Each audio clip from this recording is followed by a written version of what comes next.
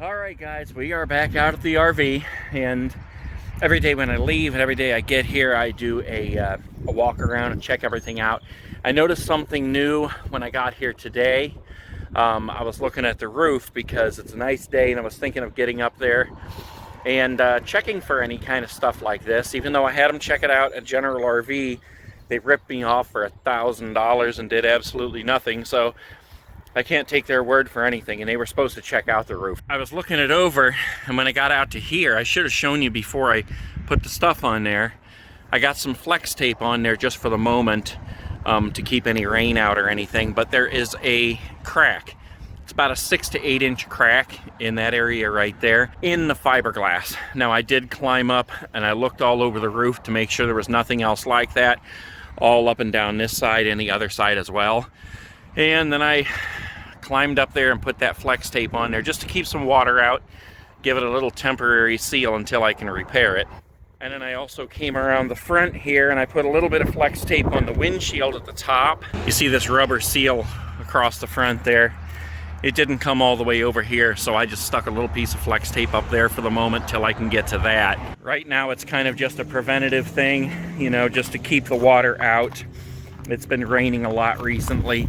And even though there is no evidence of water getting inside, except for the one spot I showed you the other day that I'm going to work on today, I think, you know, anytime I see anything like that, I got to make sure I take care of it immediately, because water damage is like the way to let these things rot and fall apart. I will tell you this though, it is scary as all get out to climb up to that roof. I have not yet been on the roof walking around or crawling. I'll probably be laying on my belly and doing like that army crawl the first time I get up there, because it is scary, man. I don't know how big it looks to you guys on the video, but in person, to me, it is absolutely huge. And especially when you get up there. I mean, when I climb up this ladder in the back here, my heart starts thumping, man. And it gets scary. It feels like you're so much higher than you actually are. And with my bad knee, it's like that's where my mind goes, and all I can think of is my knee like giving out on me while I'm up here and me just tumbling off. I mean, that's probably never ever going to happen, but I think it's going to take some time to get used to climbing up that thing, because that's one thing I'm definitely going to have to do. I have to be able to get up on that roof to fix things, and to examine things, make sure we're not leaking anywhere, and especially to seal the roof and to seal around everything that's up there. I mean, nobody's gonna do it for me unless I give them a lot of money. That's just one more reason why I need to lose a bunch of weight. Okay, so I think what I'm gonna do is start on this area in the bathroom here. Looking at the little vent down here, you can see where we got about 1/4 of an inch of plywood and then foam, and then 1/8 of an inch plywood down there. I'm assuming we're going to find the same thing over here. And that does extend under the fridge down there a little bit. However, for right now, I'm just going to mess with the part in the bathroom. I need to figure out how to unhook the fridge completely and pull it out of there. And I don't know that I can do that myself, so I think we'll wait on that. But for now, let's go ahead and start tearing a little bit of this floor down here out, see what's under there, and then I got a roto zip we're gonna try to cut out a section to replace.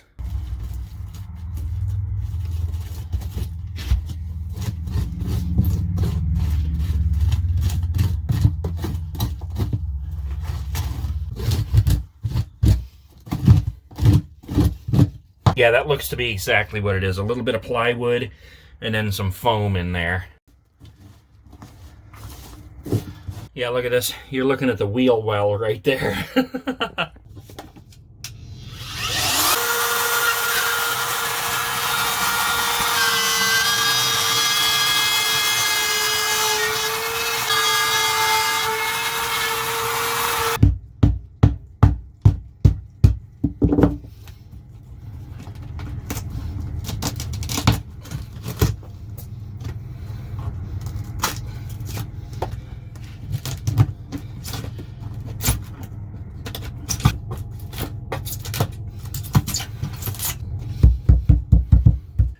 Alright guys, I got some of that cut out of there. Went to LaRose. I got a couple of 2x4s here, a couple sheets of this stuff here. One of them's 3/4 inch, one of them's 1/4 inch. That equals the actual depth of what I'm filling in. Here is the hole that I'm going to be filling in. I think I'm actually going to cut out that foam that you can see, and I'm going to try to straighten this line up just a little bit. But basically, yeah, you can see down there into the wheel well, and I have to build some kind of a brace, because as you can see, there's a little lip here I can put the wood on. There's nothing over here, except for the steel brace in there I can't do anything with.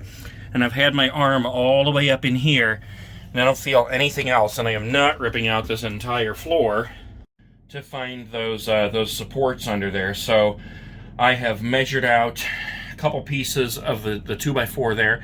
I'm going to cut and I'm going to build a little brace right there that will rest right on that wheel well, and that should work to just be able to set that new piece of wood down in there. Oh man, it's hotter than a mother in here. Okay, so this was the best frame that I could build under there. These three extend back here and they are screwed in. This rests on top of the wheel well. And then this one has a piece that goes down 11 inches and rests on the steel frame down there. So that gives that support, the wheel well gives that support, and they all connect over here. So that was the best that I could do without having anything to screw those into on the sides. And like I said before, that part of the floor is not load-bearing anyway. It has like a cabinet that goes on that wall there over top of that part, so that's not a part you're going to be stepping on here anyway.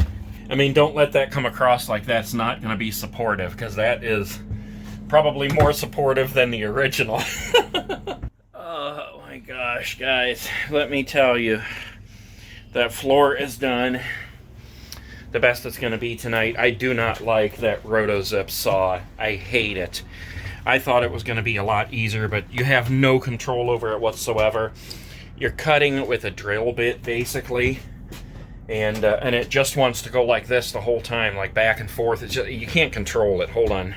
Here's the finished floor. Not the greatest looking thing, but it's definitely sturdy. I mean, I can stand on top of that thing. It's not going anywhere.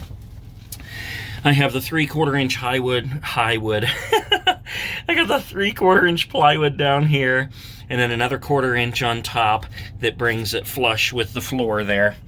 And I'm gonna have to get some grate stuff and fill in those gaps. Remember, we're gonna have the hardwood planks over this anyway, so that's as good as that's gonna get fixed. And truthfully, that will always drive me crazy to know that under the floor it's cut wavy like that. I'm just a nerd like that. I'm such a perfectionist when it comes to things, but that's just the best it's going to be. I'm not going and spending $150, $200 on a circular saw just so I can cut straight lines that you're never going to see. So anyways, that's that. Alright guys, I am back. It is a new day, and I'm finishing up this floor in the bathroom. I just used some of this stuff called Minwax wood hardener, high performance wood hardener. Let me show you this. Basically, all I did was all the darkened areas there, I poured it on the floor, not a ton of it, but enough that I could use that paintbrush there to brush it around. And that is supposed to soak into the wood, and then it is like a resin, and it makes that floor really hard. And I did that because that floor is definitely affected by the water, but not enough where I really needed to tear it out. I mean, the other stuff I could put my finger through, but this stuff here, it was still really hard. So I just thought, well, it's not going to hurt to reinforce it with this stuff. So, I mean, it is a bathroom, so I don't want to be sitting there taking a dump and then just be like, dum-de-dum, through the floor. That's so stupid. So, anyways, I got this other stuff, too. I got this Loctite tight foam, which that's what I'm going to use to spray in the gaps there around the part that I fixed yesterday. I bought these by accident because at first I picked up some Bondo wood filler, but I decided to go with that foam. And then I bought some fiberglass repair stuff by Bondo, fiberglass cloth and fiberglass resin for that part on the roof last night that I showed you, where it had split, and I fixed it temporarily with that flex tape. So I'm not going to do that today, but at least I have the stuff to do it now. You basically soak this cloth. You cut the piece you need, of course. Then you soak the cloth, and then you smooth it over that area and basically like paint it on, and then it gets hard. It will totally seal that up.